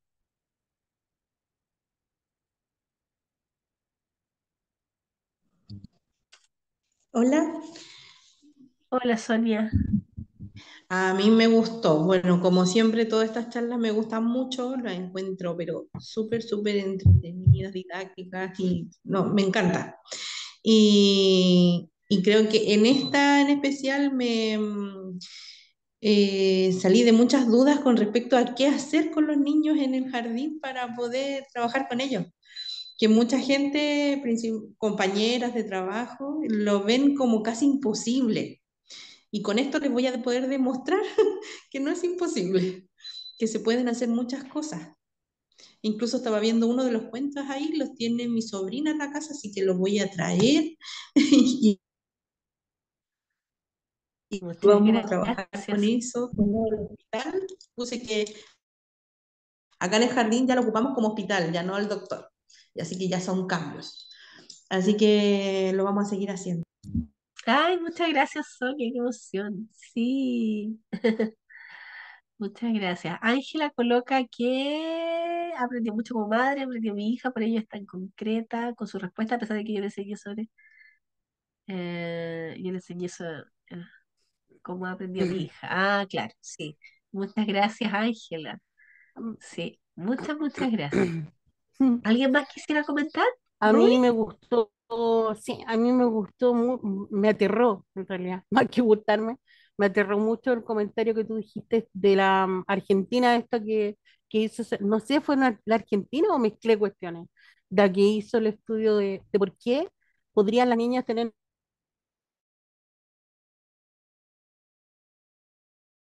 mejores matemáticas argentinas, Chilena, es no, chilena. chilena. Todas son Ya. investigaciones en Chile.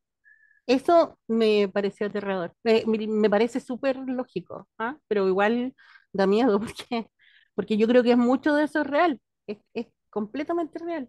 En el aula, incluso con los más grandes, pasa que nuestros prejuicios están expuestos ahí en la sala, po. Y seguimos repitiendo códigos antiguos, aunque de repente ya no queramos o porque no los tenemos claros o porque se nos pierden, entre que ya fue tan normalizado que ya no es difícil verlo o reverlo. Por eso me gustó mucho lo que dijiste. Me gustó el nombre de ella, como para...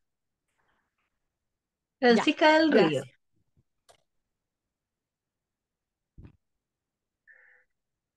Muchas gracias. ¿Algún otro comentario? Ahí decir que sí, pues efectivamente. Ahora, Ruby, yo creo que también, sí, pues el miedo es inicial cuando uno sabe sobre esto, pero también decir que estamos todas en proceso y todas tenemos micromachismo. Yo voy a contar una anécdota que también siempre la cuento, ¿ya? Me acuerdo cuando mi hija, yo tengo dos hijos adolescentes, pero mi hija era joven, era chiquitita, tenía 5 años o 4 años por ahí. Estaba jugando con mi hijo, tengo una parejita, y mi hija estaba jugando al príncipe y la princesa, y mi hija estaba como arriba de en una plaza, estaba arriba de un juego, y de repente mi hijo se va y se pone a jugar otra cosa. Entonces mi hija se queda arriba y empieza a bajar. Y yo, recuerdo, le digo, no, pues tienes que seguir el juego, esperar que venga el príncipe a rescatar. Y mi hija me queda mirando de 4 años y chiquitita me queda mirando y me dice, ¿y por qué? Y yo siempre me acuerdo que me decía todo así, ¿y por qué, po? ¿Y por qué, po? Porque te tiene que venir el príncipe y me dice, no, pues si yo me puedo rescatar sola, pues mamá. Yo me puedo rescatar sola. Y me dejó todo claro. Yo dije, está todo bien, hemos logrado. ¿Ya? Sí, porque, y claro, y aquí entonces perdonamos, así que yo siempre lo acuerdo, porque en el fondo sí, todas hemos pasado por eso, ¿ya? Y todas estamos todo el rato cuestionándonos los micromachismos y aquello. Nada, lo importante es empezar a hacer, queridas. Lo importante es eso. ¿Alguien más quería mencionar algo? Yo, hola. Hola, Nicole. Eh, ¿Dónde estás? ¿De dónde estás, Nicole? Villa Alemana. Yo estaba en un Ya, colegio en un nivel transición heterogéneo. Y en estas dos sesiones que ya hemos tenido, mi asistente igual está aquí. Así que como que nos hemos cuestionado en nuestras prácticas y creo que vamos súper bien. Son cosas como puntuales que tienen que ver con el trabajo con la familia, que muchas veces, sobre todo en la parte que nombró del juego, que ellos tienen sus tiempos de juego libre y nosotros no intervenimos, pero sí estamos allí mucho ojo, mucha oreja a lo que ellos comentan, porque finalmente es esto, lo simbólico, lo que ellos traen ya en su representación. Entonces muchas veces hay, no, tú no puedes hacer esto, o no, tú no deberías, y ahí intervenimos nosotros. ¿Y por qué no? Desde el cuestionamiento siempre. Y ahí como escuchar lo que nos dicen. Y claro, muchas veces es como desde la familia, ¿no? Desde acá, desde nuestro rol de educadora o de acá en el nivel. Así que eso es como lo que más estamos, lo que más hemos trabajado desde las perspectivas de género, como ir arraigando eso que viene ya inculcándose desde la familia. Y lo que sí casi siempre es, por ejemplo, que las niñas pintan solo con un color. Y nos ha costado un mundo sacar que, bueno, trabajamos desde, no, pero mira, la vida está llena de colores, no, no todo es rosa. Y claro, pues muchas veces, yo también lo vi, lo escuché como en otro taller, es porque solo se le ofrece eso. Nunca le han ofrecido otro color. La mamá le pintó la pieza rosa, le puso la cama rosa, la mochila rosa, la ropa rosa. Y finalmente ese es el color que ella conoce. es que sí, muy excelente lo que están haciendo. Muchas, muchas gracias, Nicole, por el aporte. Y ser yo creo que hay que ser condescendiente. Aquí uno tiene que autoperdonarse. Las mujeres somos muy autoflagelantes y hemos sido eternamente, ¿cierto? Autoexigentes y decir, ya, de a poquito lo voy a hacer, pero hay cosas que van avanzando, como que están jugando al hospital. eh, no cejar, digamos, Nicole, en este proceso de estar escuchando, me imagino maravilloso lo que están haciendo, yo sugiero siempre no solamente abordarlo en el momento, sino que abordarlo después con el grupo de niños, hablarlo, problematizarlo, abrir la discusión. eh, y no cejar, ¿ya? O sea, ser perseverante porque este es un cambio cultural. Los cambios culturales son lentos, son eh, de a poquito progresivo, pero seguir abordando. Muchas gracias, Nicole. ¿Alguien más quisiera comentar algo? Sí, yo quisiera comentar. Mira, me quedo con la Gabriela, hola. invitación. Hola, ¿De dónde estás, es Gabriela? de Santa Juana. Ah, ya, Sí, excelente. decirte que bueno, es una comuna pequeña, relativamente pequeña, muy cercana a Concepción, que es una urbe bastante grande. Pero ¿Ya? acá tenemos harta ruralidad. Ya Ujú. tenemos la ruralidad importante que queda en Concepción, región del Biobío, está en Santa Juana. Por lo tanto, hay prácticas bastante arraigadas, estereotipos bien, bien marcados. Y me quedo con la invitación. Bueno, yo también soy coordinadora de educación parvularia, en eso me ¿Ya? desempeño. Por lo tanto, ahí me quedo con la invitación y la estrategia que nos regalas del análisis crítico, ganándonos ciertos espacios para poder reunirnos entre pares y finalmente hablar de estas prácticas. Y de hecho, ahí mismo nos pusimos de acuerdo de poder participar activamente en esta invitación que nos hacía el Colegio de Profesores a tener estas sesiones para avanzar en estas temáticas, que es un imperativo en nuestra comuna. Y creo que desde el análisis crítico ahí está el fuerte de todo lo que podemos ir mejorando desde las prácticas, porque cada una ya llegábamos a la conclusión, nos reunimos más o menos como 10 educadoras que pertenecemos a los 10 establecimientos que hay en la comuna, por unas comunas más o menos pequeñas, y la verdad es que concluíamos que desde el aula es todo, el mayor aporte está desde ahí. Tú puedes cambiar mucho la realidad desde lo que puedes hacer en la práctica diaria. Así es que atesoro eso y esto también que mencionabas ahora, que lo anotaba ahí para compartirlo con mis colegas, de que perseveremos en el esfuerzo. Y muy agradecida de todas las páginas y los recursos también que son muy necesarios para las educadoras que también tienen un tiempo muy limitado. Está muy exigida toda la jornada, por lo tanto tienen muy pocos tiempos para incorporar recursos nuevos. Muchas gracias, Gabriela. Oye, me siento emocionada por estas palabras porque además este impacto, el impacto profundo, yo creo que esa es la frase, el impacto profundo que podemos hacer como una diáspora, ¿cierto? Como cuando uno sopla a esas flores que se recogen en el campo, ¿cierto? Cuando la sopla y empieza cada una de estas pequeñas acciones en conjunto van a hacer una tremenda transformación. Muchas gracias. Y con esto yo ya voy cerrando. No sé si alguien más quisiera decir algunas palabras finales.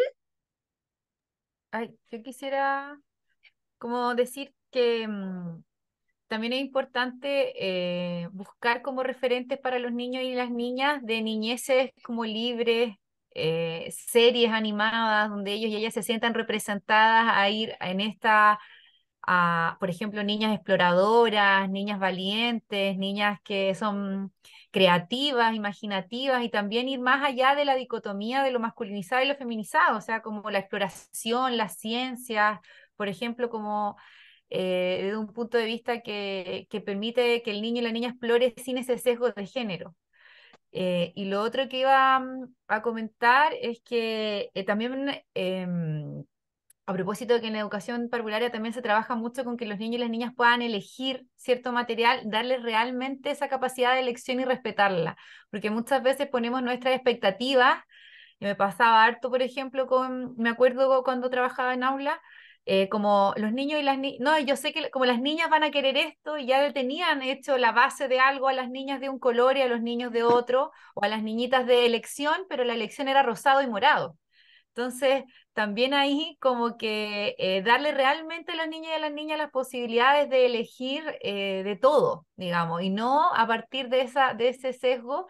Y si alguna niña o niño a la vez, ¿no es cierto?, tiene un gusto más allá, no hacer algún comentario que es distinto al resto de su género o a la reproducción de su género, no hacer un comentario como, ay, ¿por qué te gusta el rosado? Ay, ¿por qué te gusta? No, sino que aceptarlo en esa diversidad son cosas tan sencillas y a la vez también el lenguaje, nombrarlas, a veces somos puras mujeres en aula y decimos los niños, nombrarlas, las niñas, nombrar la existencia de las niñas.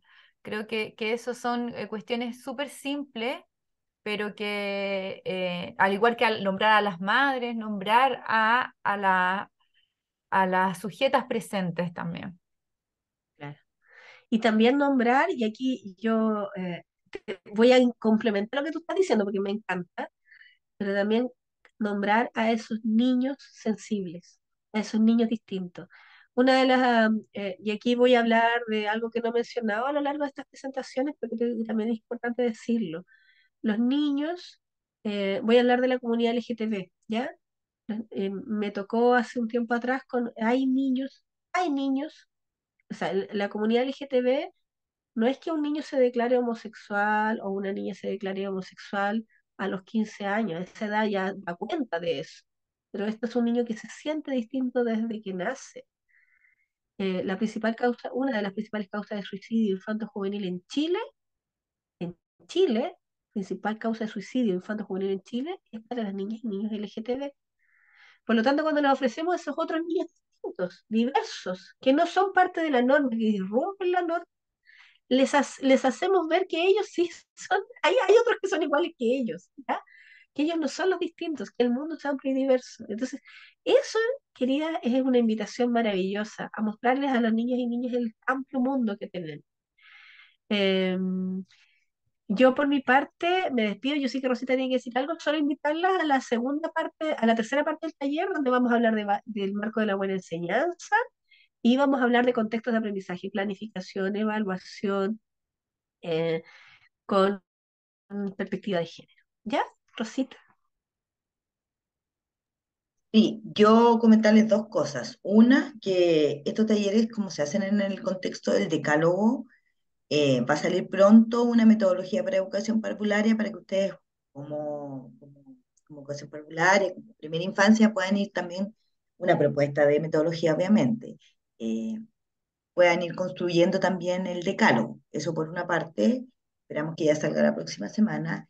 Y lo otro es también que nos puedan, uno, o sea, porque la idea de esto es como no encontrarnos entre nosotras, sino que cómo vamos construyendo aulas que son seguras, que son distintas, que son espacios que van revisando sus estereotipos, sus sesgos, entonces también como ir compartiendo si es que tienen planificación de actividades, si es que hay estas mismas cosas que han ido comentando aquí, como esos avances, si nos pudieran ir escribiendo, no sé, sacando fotitos, obviamente resguardando a los y les niñas, pero también necesitamos generando de algún modo referencias o modelos o ciertas visiones o ciertas eh, como que también las comunidades vayan entendiendo que esto sí es posible, que hay profesores que se lo están haciendo y que finalmente eh, hay cierta construcción que se ha ido haciendo, tiene que ver con irse pensando los espacios educativos. Entonces también, bueno, les dejé ahí pegadita la página que lleva una semanita recién, pero también queremos armar una base de datos donde uno pueda compartir planificaciones, experiencias, qué sé yo, videitos, o sea, como ir construyendo también qué es lo que significa una educación no sexista, salirnos como de ese marco discursivo, y además todo el mundo adhiere, pero sí, después uno de eso lo empieza como a darle forma o contenido, sabemos que le falta mucha sustancia, y ahí yo felicitar a la MEI porque se mete mucho en las didácticas, como qué hacer, en cómo mediar, en cómo trabajar esos espacios. Pero también como valorar lo que se está haciendo en los distintos lugares, porque muchas veces uno piensa que está sola. O sea, nosotros antes de armar la red, antes de conocer a May y a toda la gente que hemos conocido, también uno piensa que uno está sola como con esta idea, y la idea de agruparse tiene que ver eso, como pensar en conjunto, es mucho más fluido, aunque eso no es medio obvio, pero que pensar aisladamente, en conjunto me refiero con otras. Eh, entonces esa es la invitación, o sea, como uno, logramos que baje al aula, dos, cómo logramos agruparnos y difundir estas experiencias, ser de algún modo referente también para esa profe que está ahí sola, tratando de armarla en una comuna, quizás que no sabe que hay un contexto, eh, sabe que, no sé, hay mucha gente que está en esta dinámica. Les voy a copiar Ahí inmediatamente. también yo Sí, les dejé mi correíto también por si alguien quisiera por cualquier cosa escribirme. Ningún problema. Bienvenidas. entonces eso, mira, ahí estoy pegando, pero es R, o sea, es mujer y género arroba colegio de profesores.cl. Ahí Y aquí es el mismo correo que les llegó el link, así que si ustedes tienen fotos, evidencia, si quieren pertenecer a la red, nosotros tenemos una red de educación no sexista, necesitamos de todas para que ir construyendo finalmente un referente y estar organizados, ese es el tema. O sea, si esto nos genera un espacio de concientización con este tema, si uno lo deja mecánicamente, me refiero a los cambios, va a demorar mucho y a costa de mucha discriminación también que sufren nuestros y nuestras niñas. dejaron ahí un celular, una Tensa, asistencia sí, por si acaso. así fuente, sí, yo te voy a anotar, Juana. Mm, Así Bueno, que eso, no sé, despedir, agradecer a May, difundan el siguiente, el último, y nada, vamos a repetir estos talleres en agosto, eh, ojalá todo el año. Súper. ya pues. Muchas gracias a ustedes. Muchas gracias. Que tengan una linda tarde. Chao. Igualmente, chao May, chao a todas. Chao.